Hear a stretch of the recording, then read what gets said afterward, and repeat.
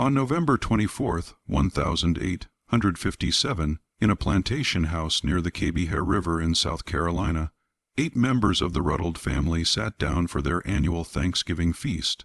By dawn, all 8 were dead. The official county records list the cause as acute gastric fever, a common enough diagnosis in that era, but buried in the private correspondence of Dr. Silas Beaumont, the physician who attended the dying, is a single line that local historians worked for decades to suppress. The symptoms bear no resemblance to any fever I have witnessed in 30 years of practice. What made authorities so determined to hide the truth about that November night? What really happened in the dining room of Sweetwater Hall? And why did it take nearly 40 years for anyone to speak the name of the woman who prepared that final meal? Before we continue with the story of Sweetwater Hall and the Rutled family, I want to ask you something.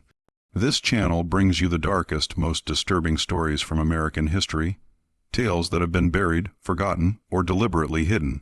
If you appreciate the research and storytelling that goes into uncovering these mysteries, please subscribe and hit that notification bell so you never miss an episode. And I am curious, where are you listening from right now? Drop your state or city in the comments below. It helps me understand where our community of dark history enthusiasts is located. Now, let us return to that November evening in 1857 and discover what led to one of the most meticulously planned acts of revenge in the antebellum South. The events of that night did not begin at the dinner table. They began decades earlier in circumstances that would shape everything that followed. Sweetwater Hall stood 3 miles inland from the Khmer River, a modest plantation by low country standards with just under 200 acres of rice fields and approximately 40 enslaved workers. The main house, built in 1798, had been in the Rutled family for 2 generations. By 1857, it was showing its age. The white columns needed fresh paint. The 3rd floor shutters hung crooked, and the kitchen building, separated from the main house by a covered walkway, had a persistent leak that no one bothered to fix. Colonel Marcus Rutled, 63 years old that November, had inherited the property from his father in 1832. He was not a wealthy man by plantation standards. The rice crop had been mediocre for 3 consecutive years, and he had been forced to sell off parcels of land to settle debts. His wife, Constance, 58, came from Charleston society, and had never quite forgiven him for bringing her to what she called the Mosquito Kingdom. Their 4 adult children had all remained nearby, unable or unwilling to establish themselves elsewhere. The eldest son, Marcus Jr., 36, had failed at law school and returned home to manage the plantation with notable incompetence. His wife, Rebecca, 32, spent most of her time writing letters to relatives in Charleston, complaining about the isolation. The second son, Thomas, 33, had a gambling problem that kept him perpetually in debt to his father. The daughter, Elizabeth, 29, had been engaged twice, but never married, and had developed a reputation for a sharp tongue and a sharper temper.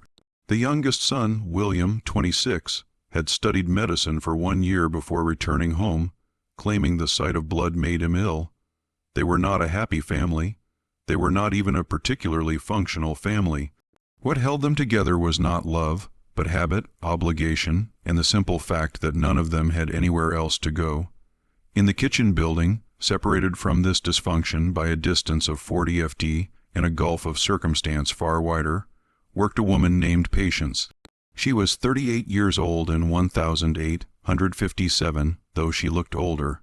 Plantation records listed her as house property valued at $700 in the estate inventory of 1849. She had been born at Sweetwater Hall. Her mother, whose name appears in the records only as Old Bess, had worked in the same kitchen until her death in 1846. Patience had learned to cook at her mother's side, starting when she was 6 years old. By 1857, Patience had been preparing the Rutled family's meals for over 30 years. She knew precisely how Colonel Rutled liked his coffee, how Rebecca would send back any dish with too much pepper, how Thomas would eat anything if he was drunk enough, which was most evenings. She knew the family's routines, their preferences, their secrets, and their weaknesses better than they knew them themselves. What she also knew, what she had carried with her every single day for 11 years, was that on March 7th, 146, Marcus Jr. had sold her 10-year-old daughter, Grace, to a cotton broker from Alabama, who was passing through the area looking for young house servants. He had done this while his father was in Charleston on business, and he had done it without telling Patience beforehand. She had been preparing dinner when Grace was taken.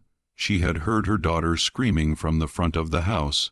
By the time she reached the yard, the wagon was already moving down the Oakline Drive. Grace's face, pressed against the wooden slats, was the last Patience ever saw of her child. Marcus Jr. had pocketed the $200 and used it to pay a gambling debt.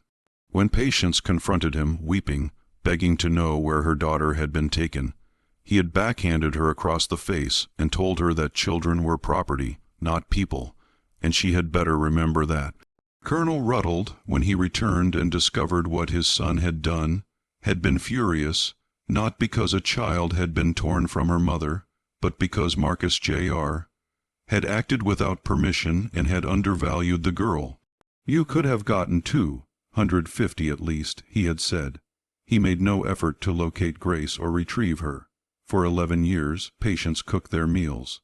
For 11 years, she smiled when expected to smile, lowered her eyes when expected to lower her eyes, and responded with, "Yes, sir," and "Yes, Mom," to every order and insult. For 11 years she waited, and for 11 years she learned. She learned which plants growing wild in the woods behind the plantation could cause vomiting, and which could cause something far worse. She learned this from old Isaiah, who worked in the stables and who had been a root doctor before he was enslaved. Isaiah was careful about what he taught, but Patience was patient. She learned slowly, asked questions carefully, and never revealed her true purpose. She learned about oleander, which grew in decorative bushes all around the main house, beautiful and deadly. She learned about pokeweed berries, which could be mistaken for elderberries if you were not careful. She learned about water hemlock root, which could be ground into a powder, and which in sufficient quantity would cause convulsions, paralysis, and death within hours. She also learned about dosage, about timing, about symptoms. Isaiah, though he never asked directly what she intended to do with this knowledge, seemed to understand. Before he died in 1855, he told her one final thing: "If you aim to make them suffer, you give them a little at a time. If you aim to make a point, you give them everything at once." Patience aimed to make a point. The decision to act on Thanksgiving Day was not random. Patience had been planning the specifics for over 2 years, ever since Marcus Jr. had mentioned casually over breakfast one morning in 1855 that he was grateful he had never wasted money buying back that little wench because she had probably died of fever by then anyway. He had laughed when he said it. Rebecca had laughed too. Thanksgiving at Sweetwater Hall was always a formal affair, despite the family's declining fortunes. Constance Rutled insisted on maintaining certain standards. The dining room would be decorated with pine branches and dried flowers. The good china would be brought out from storage, the silver polished until it gleamed. All family members were required to attend, dressed properly, and to sit through the entire meal without complaint.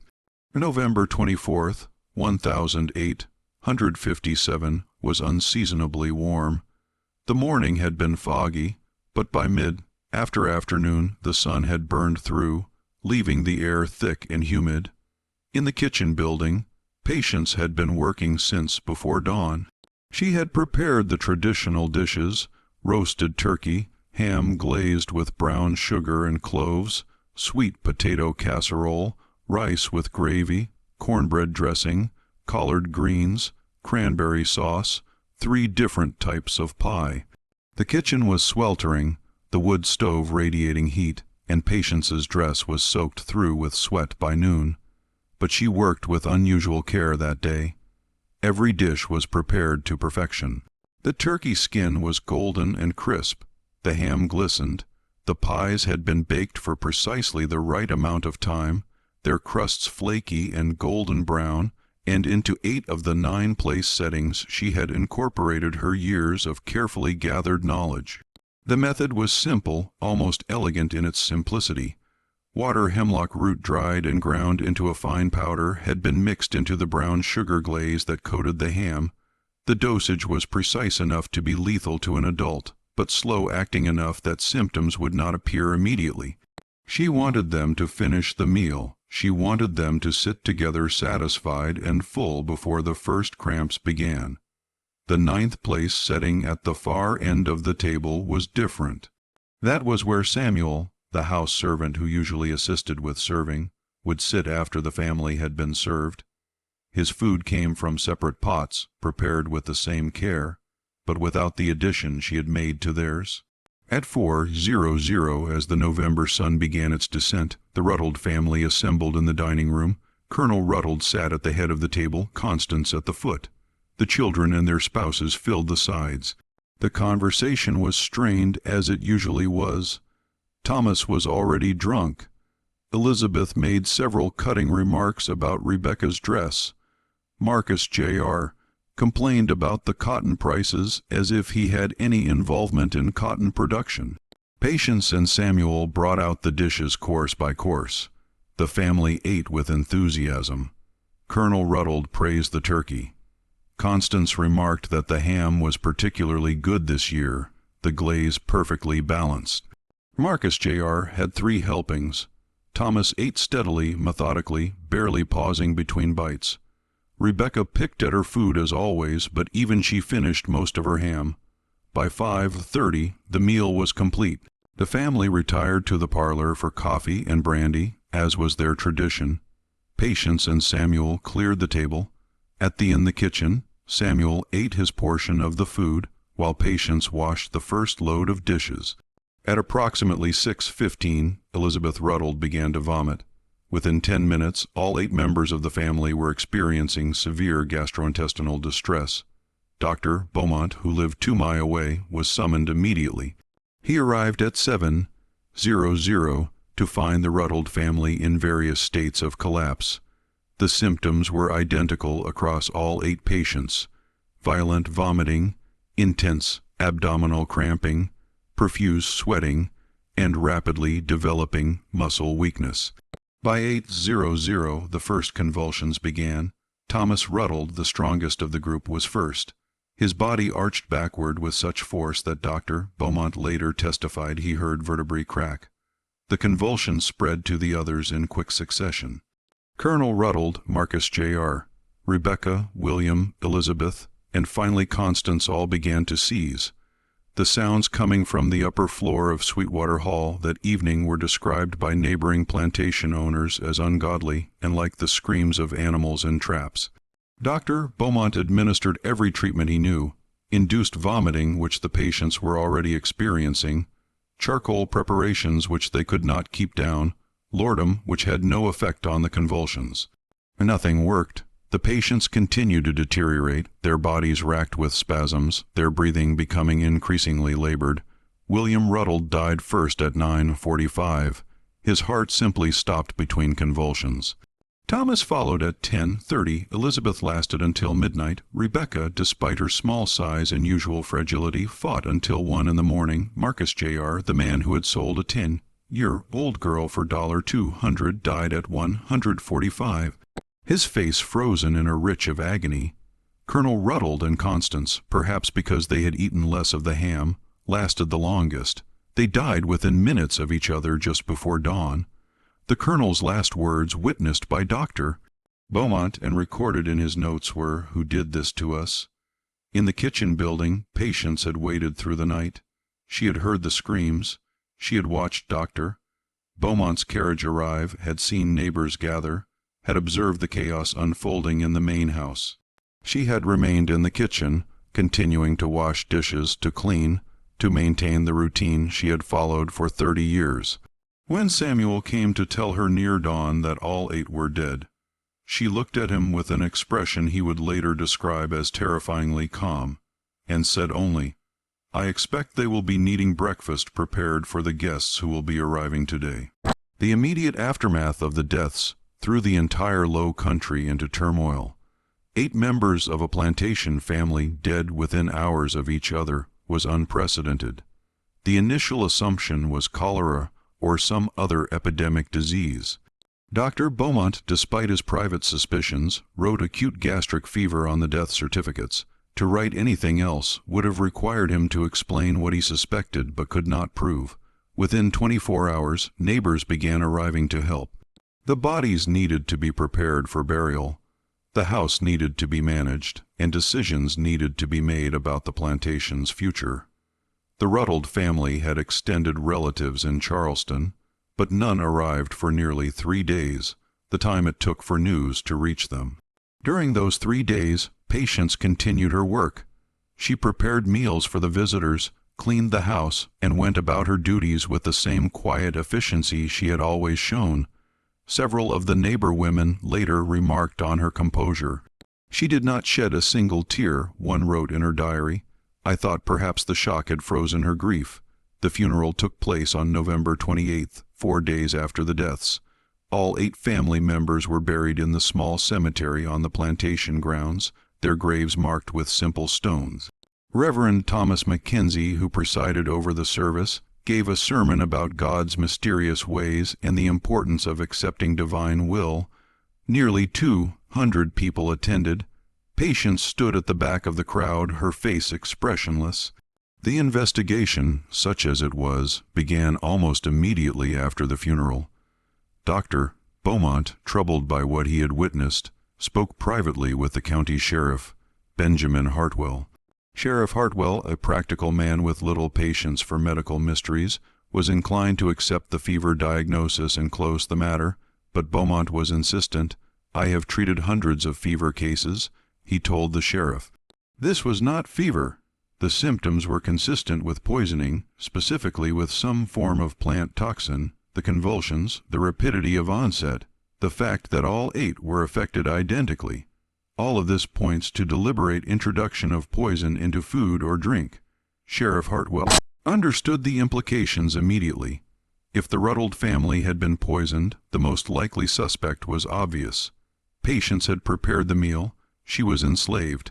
And under South Carolina law at that time, an enslaved person who murdered a white person was subject to execution, usually by hanging, sometimes by burning, but there were complications. First, there was no physical evidence. The food had been mostly consumed or thrown away. The few samples that remained showed nothing unusual under visual inspection, and there were no chemical tests available in that time and place that could detect plant toxins. Second, there were no witnesses to any suspicious activity.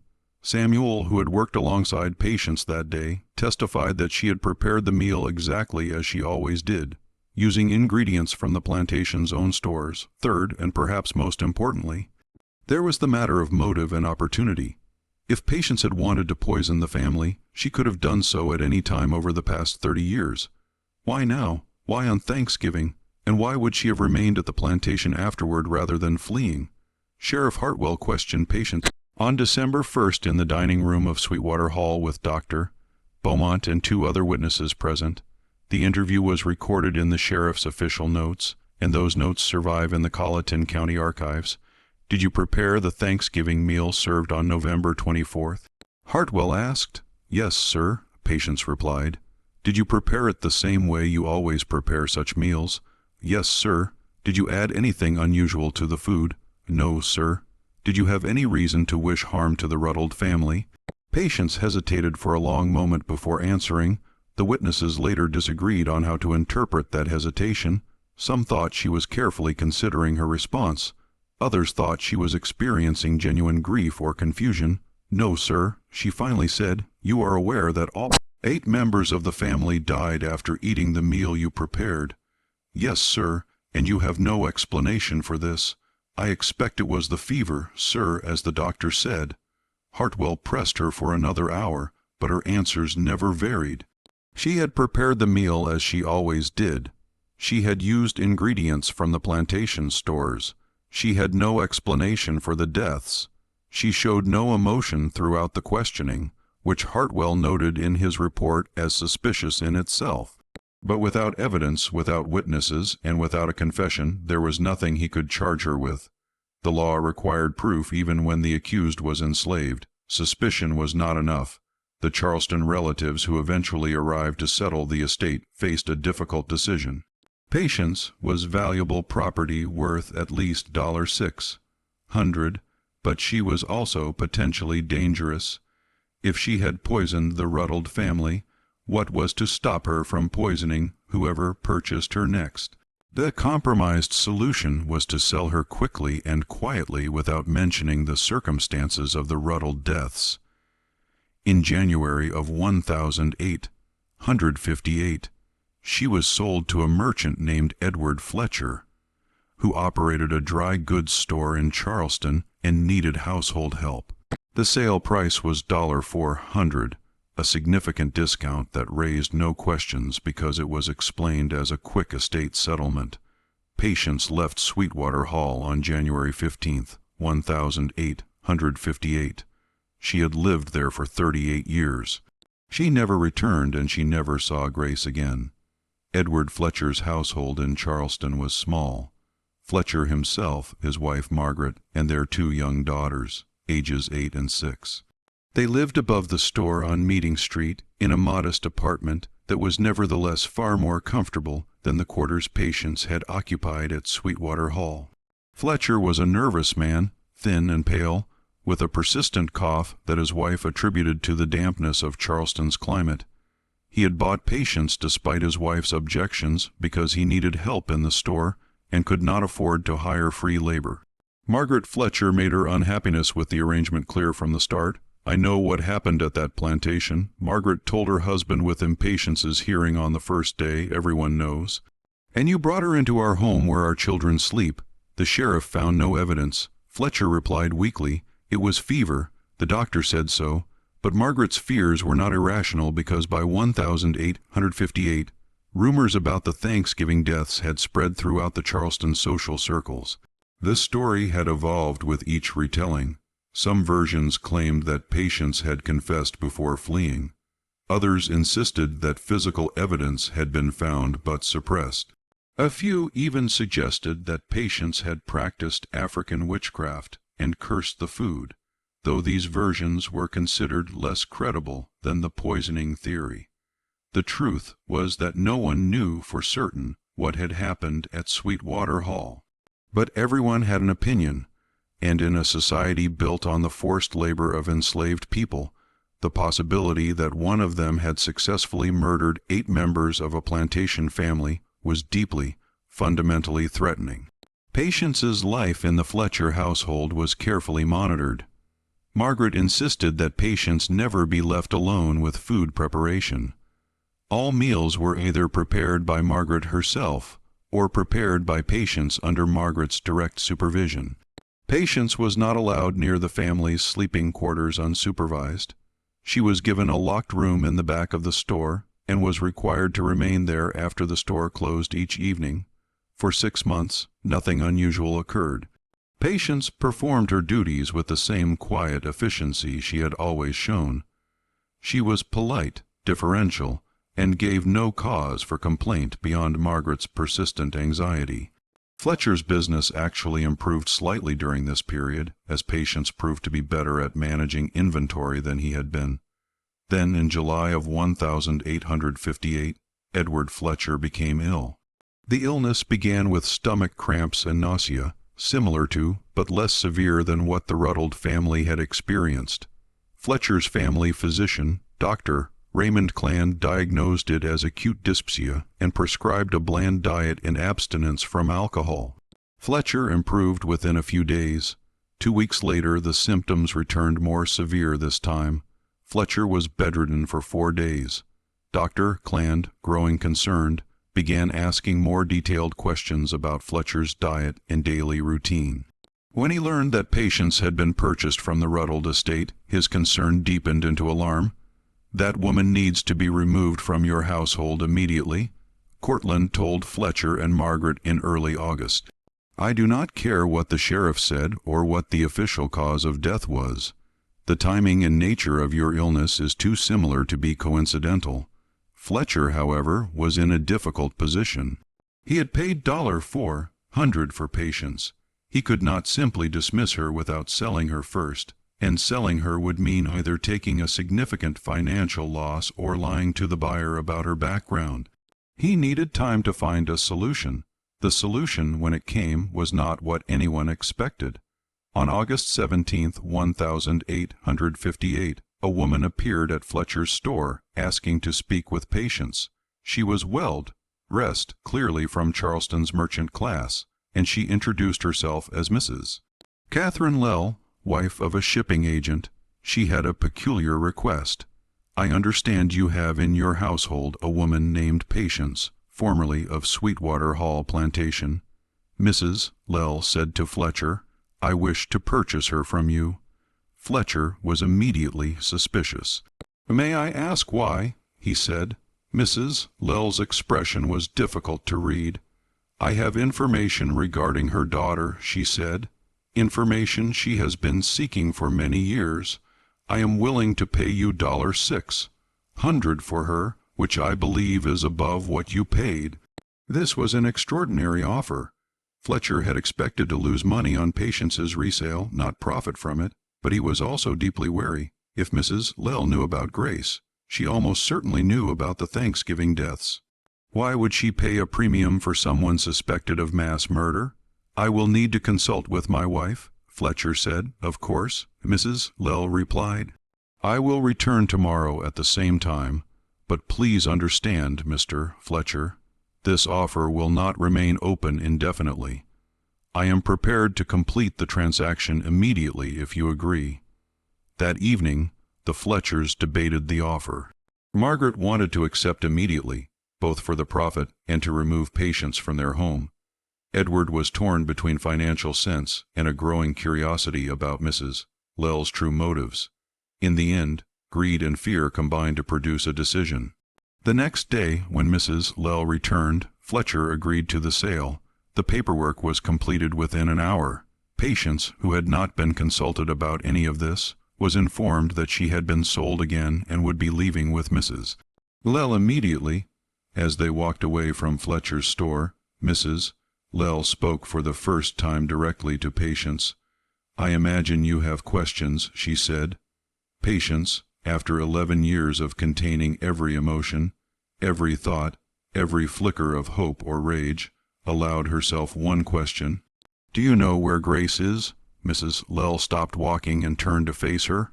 I do, she said, and I will tell you, but first, there is something you need to understand about who I am and why I have done this. Catherine Lell was not who she claimed to be.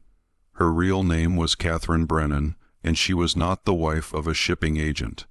She was a widow whose husband, a Methodist minister named Thomas Brennan, had died of yellow fever in 156. Since his death, she had dedicated herself to a cause that was both dangerous and illegal in South Carolina. She was an abolitionist, not merely an abolitionist in sympathy, which many Charleston residents were privately, but an active participant in the network of people who helped enslaved individuals escape to freedom in the North. She was, in modern terms, a conductor on the Underground Railroad, though that term was not widely used at the time in South Carolina. Mrs. Lell's work was funded by Northern abolition societies and carried out with extreme caution. South Carolina had some of the harshest laws in the nation regarding abolition activities. Anyone caught assisting enslaved people in escaping could be imprisoned, fined enormous sums, or even executed depending on the circumstances. The social consequences were equally severe. Exposure would mean complete ostracism from Charleston society. She had learned about Patience's story through the abolitionist network. News of the Thanksgiving deaths had traveled through back channels, whispered in the quarters of enslaved people across the low country, passed along to those who might use such information. To many enslaved people, Patience had become a figure of dark legend. The woman who had supposedly killed 8 white people and walked away free. Whether the story was true or not, Mrs. Lell saw opportunity. If Patience had indeed done what people said, she was someone of exceptional courage and capability. And more importantly, she was someone who had every reason to hate the system that had enslaved her and stolen her child. "I need you to understand something," Mrs. Lell told Patience as they walked through Charleston streets toward a boarding house on the city's outskirts. "Everything I am about to tell you could get both of us killed if the wrong people learn of it, but I believe you can be trusted. I believe you have already demonstrated that you can keep secrets. Over the next 3 hours, in a locked room at the boarding house, Mrs. Lell explained the network. She was part of the routes used to move people north, the safe houses, the contacts, the methods of communication. She explained that she had been doing this work for 2 years and had successfully helped 19 people reach freedom in Pennsylvania and New York. And then she explained why she had sought out Patience specifically. "I need someone who can work in a plantation household," Mrs. Lell said. "Someone who will not draw suspicion. Someone who can identify which enslaved people are ready to escape and can be trusted. Someone who can communicate information to me about plantation routines, security, the movement of overseers and masters. You have skills that are valuable to this work, but more than that, I believe you have motivation." Patience listened without speaking. When Mrs. Lell finished, she asked the question that had been burning in her mind since they left Fletcher's store. "Where is Grace?" Mrs. Lell's expression softened slightly. "She is in Montgomery, Alabama. She was sold twice after leaving South Carolina. The first sale was to a cotton plantation outside Mobile, where she worked for 4 years. The second sale was to a merchant family in Montgomery, where she currently works as a house servant. She is alive. According to our contacts, she is in reasonably good health. Can you get her out? Potentially, but the logistics are extremely difficult. Alabama is much further from the north than South Carolina. The routes are longer, the risks greater. It would require significant resources and careful planning." Patience absorbed this information silently. Then she asked, "What do you want from me?" "I want you to go back into plantation work," Mrs. Lell said. "I can place you in a household where you will have access to information we need. In exchange, I will work toward bringing Grace to freedom. I cannot promise it will happen quickly. I cannot promise it will happen at all, but I can promise that I will try and that I have resources you do not. And if I refuse, then I will help you reach the north yourself if you wish. You have already paid a terrible price for your freedom. Though you are not legally free, you deserve to live without fear. But I am asking you to do something more. I am asking you to use what you have learned, what you have suffered to help others." Patience considered this for a long moment. Outside the boarding house window, Charleston continued its daily business, oblivious to the conversation taking place in the locked room. Finally, she spoke. "I need to know one thing," she said. "The people you help escape. What happens to them? Do they truly reach freedom?" Mrs. Lell met her eyes directly. "Most of them do. Some are recaptured. The risk is real. But those who make it to Pennsylvania or New York, they are free. They can work, marry, have families, live as human beings rather than property. It is not paradise. The North has its own prejudices, its own cruelties, but it is better than this." "Then I will do what you ask," Patience said, "on one condition. When Grace reaches freedom, I want to see her. I do not care how long it takes. I do not care what I must do in the meantime, but when she is safe, I want to see my daughter again." "I will do everything in my power to make that happen," Mrs. Lell said.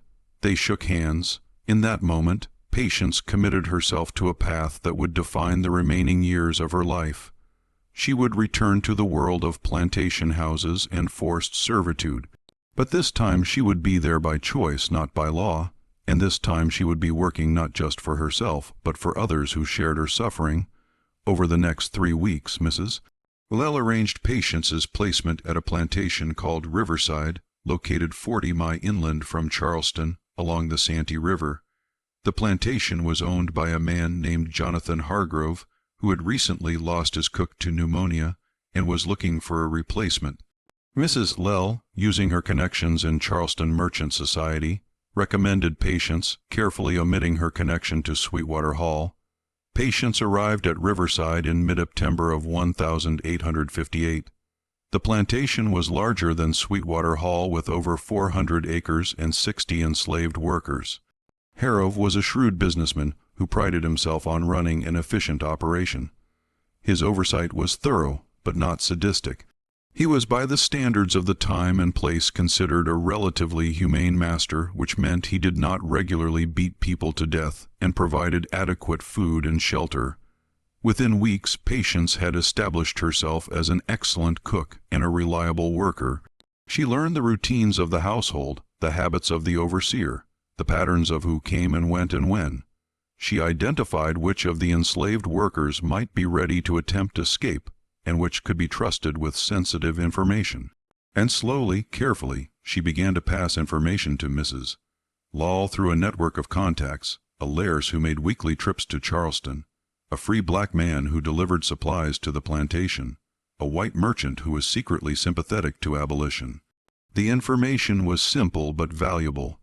When Harrow would be away on business, when the overseer was distracted with other matters, which routes through the swamp were passable, at which times of year, where dogs were kept, and how they could be avoided. Over the following months, 3 people escaped from Riverside Plantation using information Patience had provided. All 3 reached Pennsylvania safely. Mrs. Lell sent word of their success through the network, and with that word came a message for Patience. Your daughter is being moved to a safe location in preparation for her journey north. Remain patient, but patience, the virtue for which she had been named, was becoming increasingly difficult to maintain. Every day in the Harrow household reminded her of what she had lost. Every time she prepared a meal, she thought of the Thanksgiving dinner at Sweetwater Hall. Every time she saw Hargrove's young daughter, she thought of Grace at 10 years old, torn away from her mother. The rage that she had channeled into planning and executing the poisoning of 8 people had not dissipated. It had merely been redirected, and as weeks turned into months with no word of Grace's successful escape, that rage began to burn hotter. In March of 1859, 16 months after the Thanksgiving deaths, Patience received a message from Mrs. Lell that would test her self-control more severely than anything since Grace had been taken. The message was brief. Grace's escape attempt failed. She has been recaptured and sold to a plantation outside Selma. We do not currently have contacts in that area. Efforts to establish a route are ongoing. Do not lose hope. When Patience read those words, standing in the kitchen building at Riverside on a warm March afternoon, something inside her went cold and still.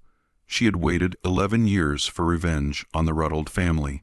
She had waited another 16 months for her daughter's freedom, and now she was being told to wait longer. That night, Jonathan Harrow's evening meal included a dish that Patience had not prepared in over a year. Ham with brown sugar glaze. Jonathan Harrow became violently ill approximately 2 hours after finishing dinner on March 12, 1859. The symptoms were familiar to anyone who had read Dr. Beaumont's notes from Sweetwater Hall. Severe vomiting, intense abdominal cramping, profuse sweating, muscle weakness, and eventually convulsions. But unlike the Rutled family, Harrow survived. There were 2 reasons for this. First, Patience had given him a smaller dose than she had used at Sweetwater Hall, either deliberately or because her hand shook when she added the powder to his food. Second, Hargrove's household included a physician's widow, Mrs. Anne Pritchard, his mother-in-law, who was visiting from Charleston. Mrs. Pritchard had seen her husband treat dozens of poisoning cases during his career, and she recognized the symptoms immediately. She forced Harrow to drink massive quantities of water mixed with ash from the fireplace, inducing vomiting beyond what the poison had already caused. She kept him conscious through willpower and repeated applications of cold water to his face and chest, and she sent for a physician immediately, not waiting to see if the symptoms would resolve on their own. Dr. Henry Stillwell arrived within an hour and continued the aggressive treatment Mrs. Pritchard had begun. Between the two of them, they likely saved Hargrove's life. By dawn, he was stable, though weak. By the following evening, it was clear he would survive, but Mrs. Pritchard had not saved his life out of mercy alone. She had also taken careful note of what had happened and when. She knew that Harrove had eaten dinner at 6:00. She knew that symptoms began at 8:00. She knew that only Harrove had been affected, which meant the poison had been in his portion, specifically, not in a shared dish, and she knew who had prepared the meal. The discovery of what Mrs. Pritchard found in the kitchen building would become the centerpiece of the prosecution's case. She had waited until dawn, when Harrove's condition had stabilized, before conducting her search. She had been methodical, checking every jar, every container, every conceivable hiding place where something dangerous might be kept. The loose floorboard beneath the preparation table had given itself away with a slight creak when she stepped on it. Beneath it, wrapped carefully in a piece of old linen, was a cloth bag, no larger than a woman's hand. Inside that bag was approximately 2 oz of dried root material already ground into a coarse powder. Mrs. Pritchard had been careful not to touch it directly. She had her late husband's medical books in her traveling trunk, and she spent the next hour comparing the physical characteristics of the powder to descriptions of various poisonous plants. Water hemlock root, when dried and ground, has a distinctive yellowish-brown color and a faint unpleasant odor that some compare to parsnips left too long in damp earth. The powder in the bag matched these characteristics precisely. More tellingly, her husband's notes included a case study from 1008-143, involving a child who had died after consuming water hemlock root. The symptoms described matched what she had witnessed in Hargrove almost exactly. When Sheriff William Talbot arrived at Riverside on March 14th to investigate, Mrs. Pritchard presented him with the evidence and a written statement detailing her findings. She also presented him with something else, a theory. This woman did not act on impulse. Mrs. Pritchard told the sheriff in Hargrove's study with Harrove himself, still weak but recovering, listening from a chair by the window. The poison was prepared in advance, hidden deliberately. This suggests premeditation and planning. And if she planned to poison Mr. Harrove, who had shown her no particular cruelty, what might she have done to previous masters? Sheriff Talbot had been in law enforcement long enough to recognize where this line of reasoning led. You are suggesting she may be connected to other incidents. I am suggesting that someone should inquire whether she has any history of similar occurrences. Mrs. Pritchard replied. Harrove, his voice still from the ordeal, added a critical piece of information. I purchased her from Edward Fletcher in Charleston. Fletcher purchased her from the Rutled estate settlement. The Rutled family, if you recall, died under mysterious circumstances in late 1857. The connection once made seemed obvious in retrospect. Within hours, Sheriff Talbot had sent telegrams to Colton County, requesting all available information about the Sweetwater Hall deaths. By evening, he had received a response from Sheriff Hartwell, who had investigated those deaths and had harbored suspicions about Patience that he had been unable to prove. Patience was arrested the next morning while preparing breakfast. She had shown no sign of intending to flee.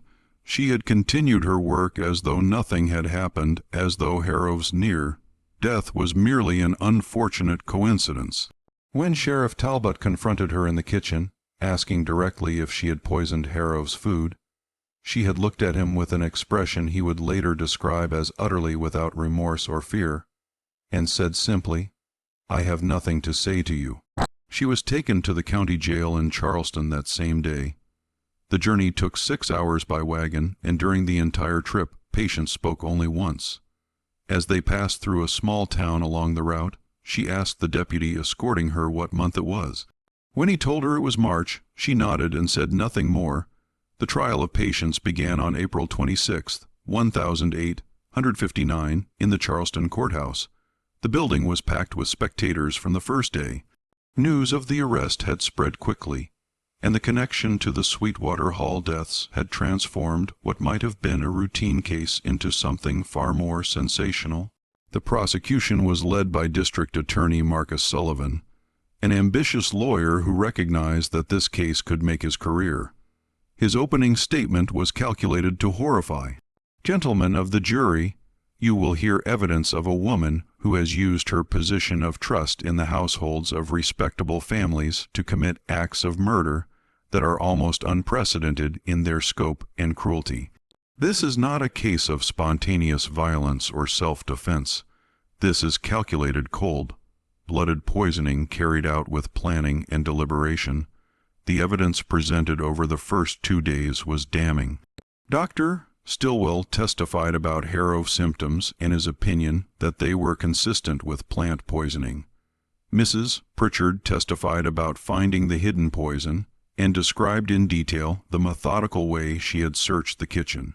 Sheriff Talbert presented the physical evidence, the cloth bag, its contents, the linen wrapping. On the third day, the prosecution called Sheriff Hartwell from Colleton County. His testimony about the Sweetwater Hall investigation was particularly damaging. He described his suspicions at the time, his questioning of Patience, her calm demeanor, and his frustration at being unable to prove anything. "I knew in my gut that something was wrong," he testified. "But without evidence, without confession, without witnesses, my hands were tied." Dr. Bowman's written notes from that night were entered into evidence and read aloud to the jury. The descriptions of the Rutled family suffering were graphic enough that several jury members visibly reacted. The similarities between those symptoms and what Harrow had experienced were undeniable. The defense attorney, Robert Mansfield, was a young lawyer who had been practicing for less than 2 years. He had been appointed by the court because Patience, as enslaved property, could not hire her own counsel and had no one willing to pay for her defense. Mansfield was in an impossible position. The evidence was overwhelming. The public sentiment was against his client, and he had almost no resources to mount an effective defense. His strategy, such as it was, focused on raising doubt about the connection between the two incidents. He argued that the Sweetwater Hall deaths had been officially attributed to gastric fever, not poisoning. He pointed out that no physical evidence had been found at Sweetwater Hall connecting Patience to any wrongdoing. He suggested that the poison found at Riverside might have been planted by someone else, though he could not offer a plausible theory as to who or why. His cross-examination of Mrs. Pritchard was particularly weak. "Is it not possible," he asked, "that the powder you found could have been there for innocent purposes, perhaps for controlling rodents?" Mrs. Pritchard's response was devastating. "I am familiar with the substances commonly used for rodent control, Mr. Mansfield. They are typically arsenic-based compounds that would present quite differently from what I found. Moreover, water hemlock root is not an effective rodenticide. Its primary characteristic is that it is lethal to humans and livestock. There is no innocent explanation for its presence in that kitchen." The jury deliberated for less than an hour before returning a guilty verdict on the charge of attempted murder of Jonathan Hargrove. Then came the moment that transformed the trial from a straightforward criminal case into something that would be discussed in legal circles for decades afterward. During the sentencing phase, before Judge Abraham Townsend could pronounce sentence, Mrs. Pritchard stood and addressed the court. "Your Honor, before sentence is passed, I believe this court and this jury should be aware of the full scope of this woman's crimes. Based on the evidence presented and my own investigation, I am convinced that she is also responsible for the deaths of 8 members of the Rutled family on November 24th, 1857. The courtroom erupted. Judge Townsend gave for order repeatedly before finally threatening to clear the room.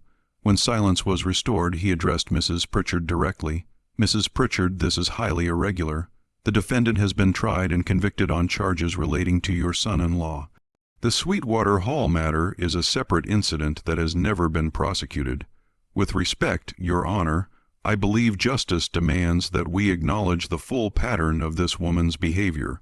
If she is to be sentenced, the sentence should reflect not just one attempted murder, but multiple successful ones." Judge Townsend was silent for a long moment, considering the implications. Then he made a decision that would be controversial, even by the standards of 1008, 159 Southern justice. The court will recess for 1 week. During that time, the prosecution will prepare additional charges relating to the deaths at Sweetwater Hall. The defendant will be held pending this additional proceeding. The second phase of the trial began on May 4, 1859. This time the charge was murder, 8 counts. The evidence was entirely circumstantial. The prosecution could not produce the poisoned food, could not produce witnesses to the act of poisoning, could not even definitively prove that poisoning had occurred at Sweetwater Hall, since the official cause of death had been listed as fever.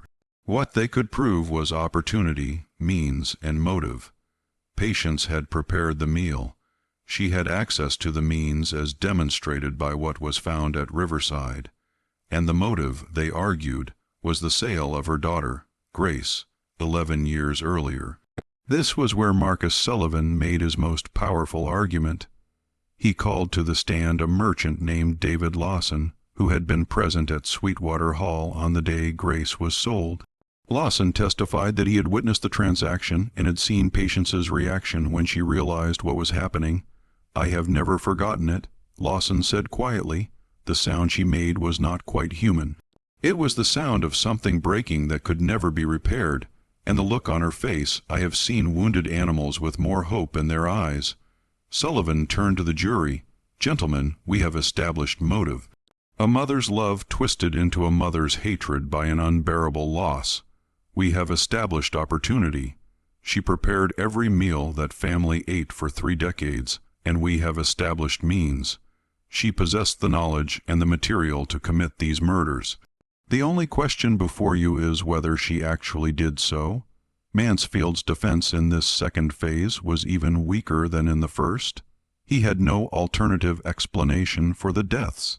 He could only argue that suspicion was not proof, that circumstantial evidence was not sufficient for a conviction of this magnitude. The jury in the second trial deliberated for 90 minutes before returning guilty verdicts on all 8 counts of murder. On May 8, 1859, Judge Townsend sentenced Patience to death by hanging. Under South Carolina law, the sentence would be carried out within 30 days. There would be no appeal. During the 3 weeks between sentencing and execution, Patience was held in a cell in the Charleston jail's condemned section. This cell was small, perhaps 8 ft by 10 ft, with a single barred window high on one wall that let in a narrow shaft of sunlight during the morning hours. She was given a straw mattress, 1 blanket, and access to a Bible that she could not read. She was allowed no visitors except the court-appointed chaplain, a Methodist minister named Reverend James Carlson, who came twice a week to pray with her and encourage her to confess her sins before meeting her Maker. Carlson was a young man, earnest and well-meaning, who genuinely believed he was trying to save Patience's eternal soul. Their conversations, recorded in Carlson's private journal, reveal a woman who remained defiant to the end. When he asked her if she wished to confess to the murders, she told him, "I have nothing to confess. Confession requires regret, and I have none."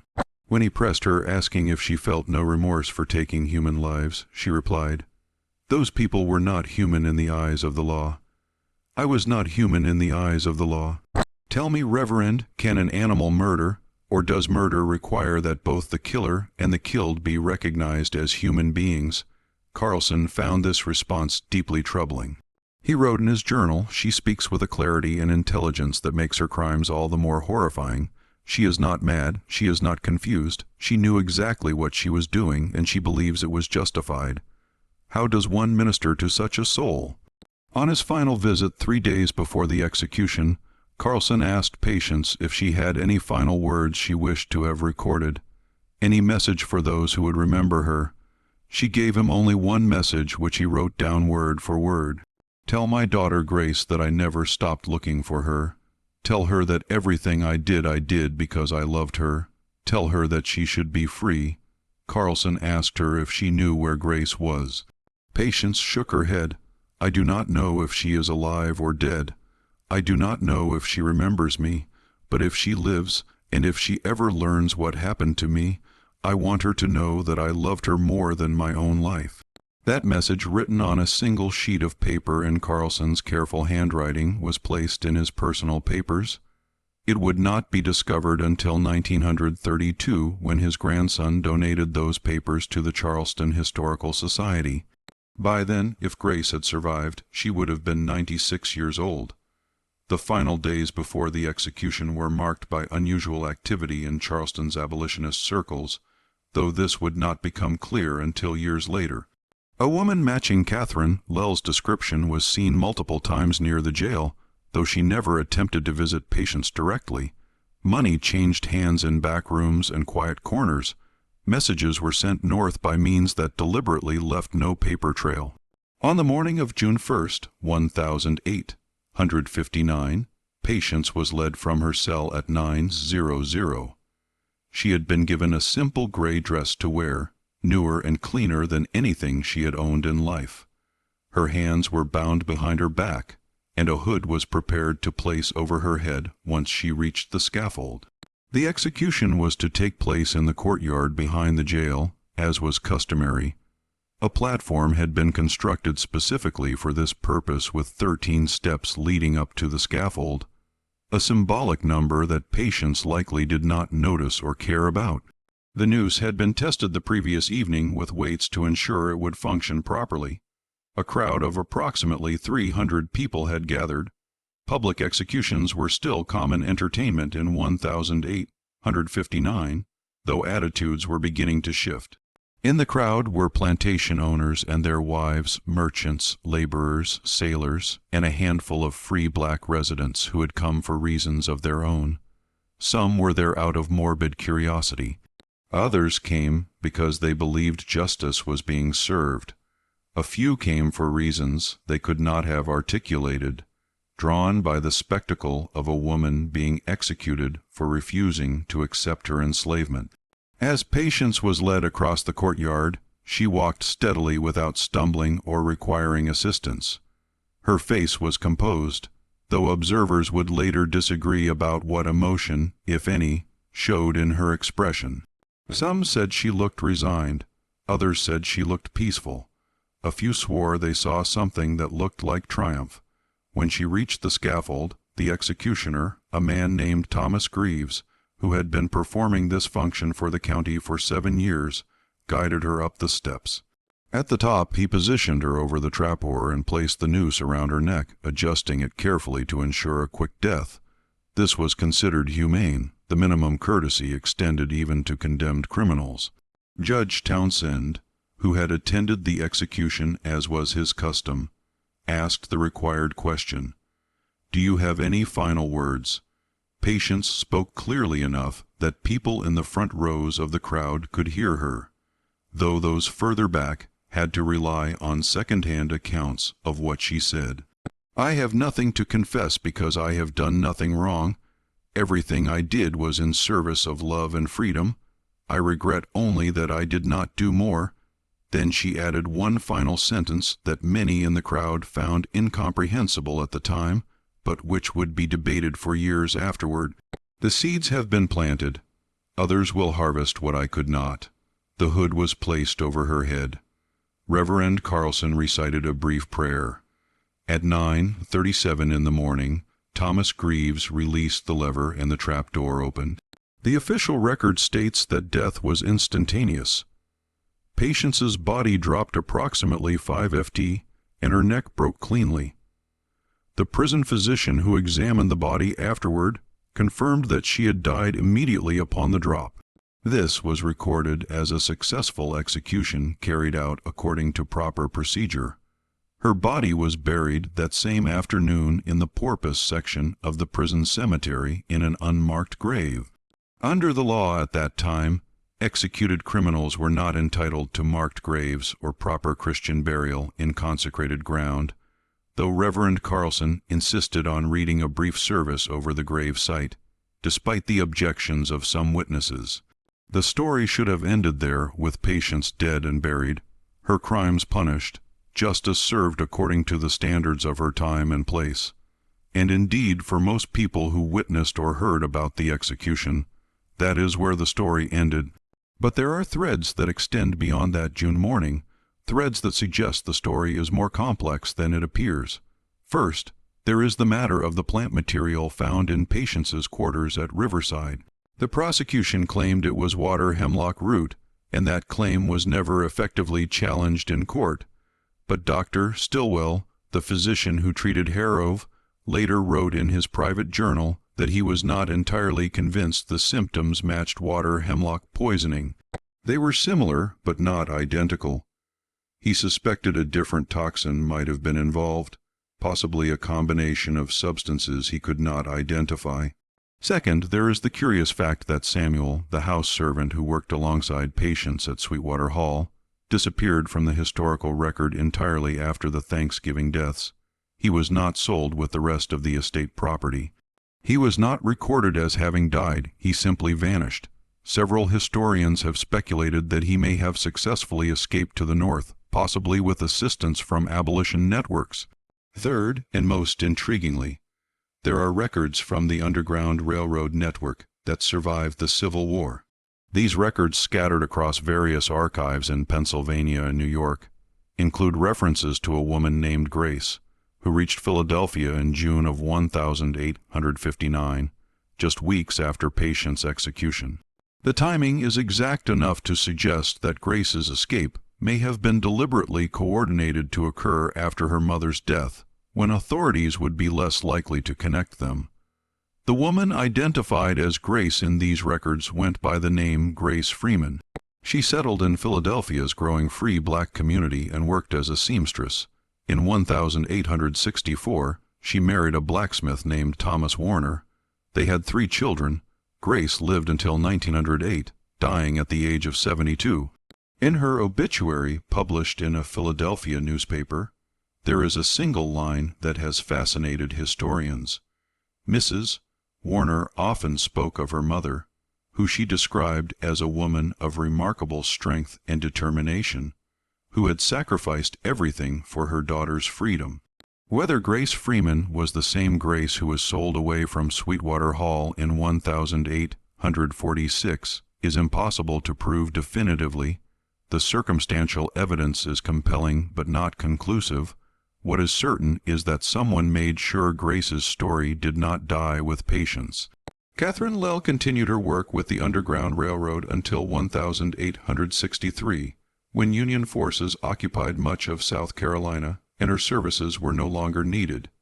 She survived the Civil War and spent her final years in Boston, where she died in 1879.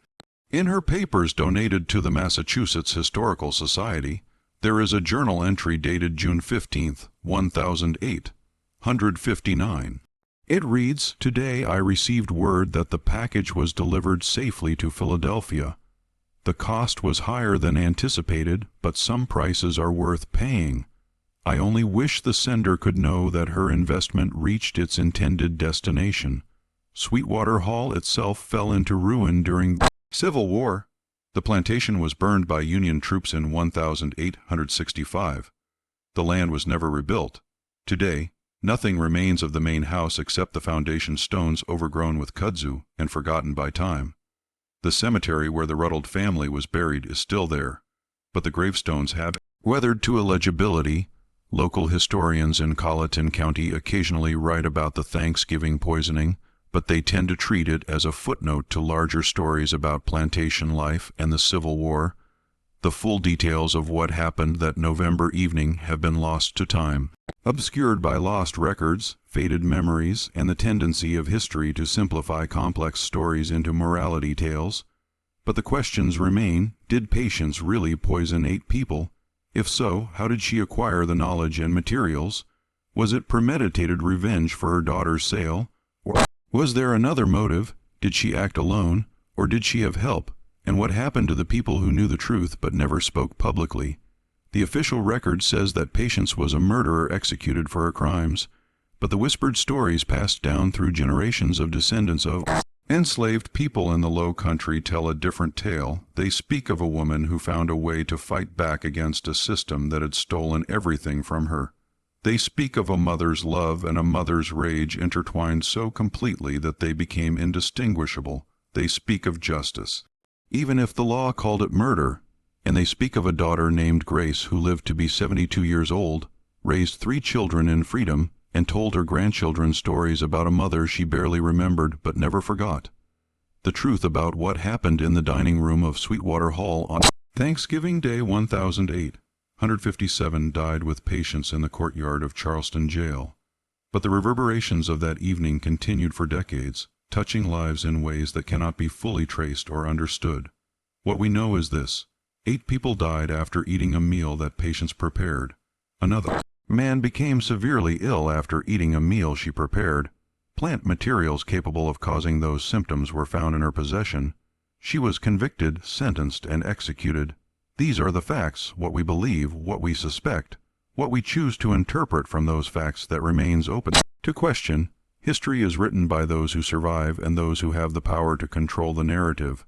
The voices of the enslaved, the voices of women like Patience who left no written record of their thoughts and motivations. Those voices are largely silent, but silence is not the same as absence. The stories survive, passed down through generations, transformed and embellished, but carrying at their core a truth that transcends factual accuracy. Patience existed, Grace existed, the Rutled family died, these things happened. Whether Patience was a murderer or a freedom fighter, a monster or a hero, depends entirely on whose story you choose to believe. And that choice perhaps says more about us than it does about her. What do you think of this story? Do you believe Patience was justified in her actions, or was she a murderer who deserved her fate? The line between justice and revenge is often thinner than we want to admit. Leave your thoughts in the comments below. If you found this historical mystery compelling and want more deep dives into the darkest corners of American history, subscribe to this channel and hit that notification bell so you never miss a story. And if you think someone you know would appreciate this tale of resistance, revenge, and the complicated nature of historical justice, share this video with them. Thank you for listening, and I will see you in the next episode.